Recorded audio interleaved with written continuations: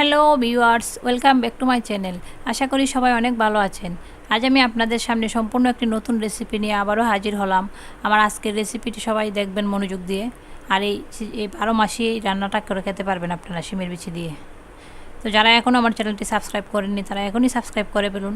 আর যারা অলরেডি আমার চ্যানেলটি সাবস্ক্রাইব করেছেন তাদেরকে অসংখ্য অসংখ্য ধন্যবাদ। তো চলুন দর্শক, আর কথা না বাড়িয়ে আজকের রেসিপিতে চলে যাচ্ছি।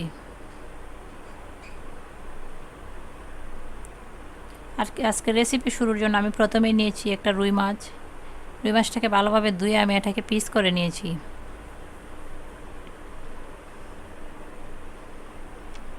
এখানে নিয়েছি আমি হাফ কেজি শিমের বিচি। এই বিচিটাকে আমি 6 থেকে 7 ঘন্টা ভিজিয়ে রেখেছিলাম। তারপর এটা খোসা ছাড়িয়ে নিয়েছি। এটা ছিল শুকনো বিচি।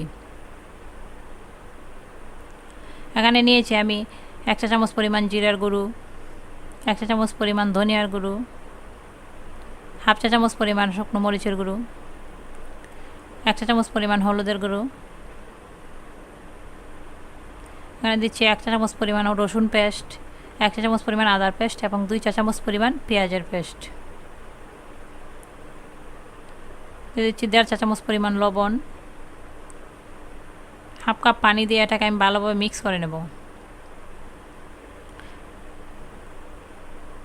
আমার মশলাটা রেডি হয়ে গেছে। এখন চুলাতে ফ্রাই প্যান বসিয়ে এর মধ্যে দিয়ে দিচ্ছি আমি 2.5 চামচের মতো তেল। আপনাদের যাদের বাসায় এই চামচটা সেটাতে মেপে দেবেন। এখানে দিয়ে দিচ্ছি 4টা দারচিনির টুকরো এবং 4টা এলাচ। যারা এলাচ এবং দারচিনি পছন্দ করেন না তারা এটা স্কিপ করতে পারেন, শুধু পেঁয়াজ দিয়েই মশলাটা দিয়ে দেবেন। এখন আমি এগুলোকে ভেজে নেব ভালোভাবে।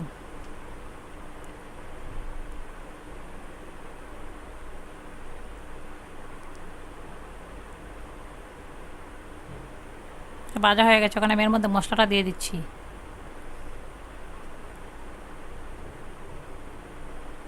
আমি এত বেশি ব্রাউন কালার করিনি, কারণ মশলার সঙ্গে এটা আরও একটু ভাজা হবে, সেজন্য। মশলাটা ভাজা হয়ে গেছে, দেখুন দর্শক, তেলটা উপরে উঠে এসেছে। যখন তেলটা এভাবে উপরে উঠে আসবে তখনই বুঝতে হবে মশলাটা ভাজা হয়ে গেছে। এখন আমি এর মধ্যে শিমের বিচিগুলো দিয়ে একটু নেড়ে দিচ্ছি। নেড়ে দিয়ে আমি এটাকে 5 মিনিটের মতো ঢাকনা দিয়ে জাল করে নেব।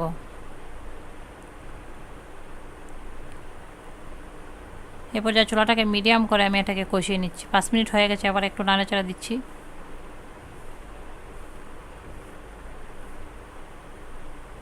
এখন আমি এর মধ্যে 1 কাপ গরম পানি অ্যাড করে দিচ্ছি। দিয়ে এটাকে আমি আরও 10 মিনিট কষিয়ে নেব।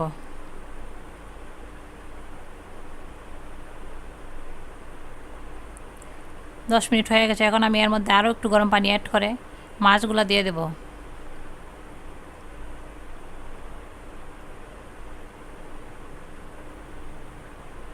দুই থেকে 3 মিনিট এটাকে ঢাকনা বন্ধ করে জাল করে নিচ্ছি। দেখুন দর্শক, 2 থেকে 3 মিনিট পর মাছের কালারটা চেঞ্জ হয়েছে। এখন মাছটাকে আমি একটু উল্টিয়ে দিচ্ছি।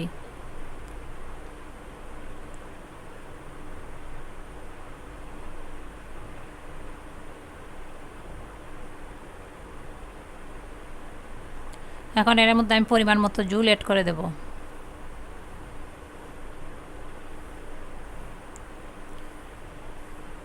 এখন এটাকে 20 থেকে 15 মিনিট আমি জাল করে নেব। যেহেতু এটা শুকনো বিচি, সেজন্য সময়টা একটু বেশি লাগবে। তো আপনাদের যখন বিচিটা সিদ্ধ হবে তখনই আপনারা এটা বুঝবেন তরকারি হয়ে গেছে। এখন হয়ে গেছে আমার তরকারিটা। এখন আমি এর মধ্যে ধনেপাতা কুচি এবং কাঁচামরিচ কুচি দিয়ে আরও 2 থেকে 3 মিনিট ঢাকনা দিয়ে জাল করে নিয়ে উঠিয়ে নেব। আমার তরকারিটা হয়ে গেছে দর্শক। অবশ্যই রেসিপিটি প্রথম থেকে শেষ পর্যন্ত দেখবেন, আশা করি সবাই উপকৃত হবেন। এখন আমি পরিবেশন করে দেখিয়ে দিচ্ছি।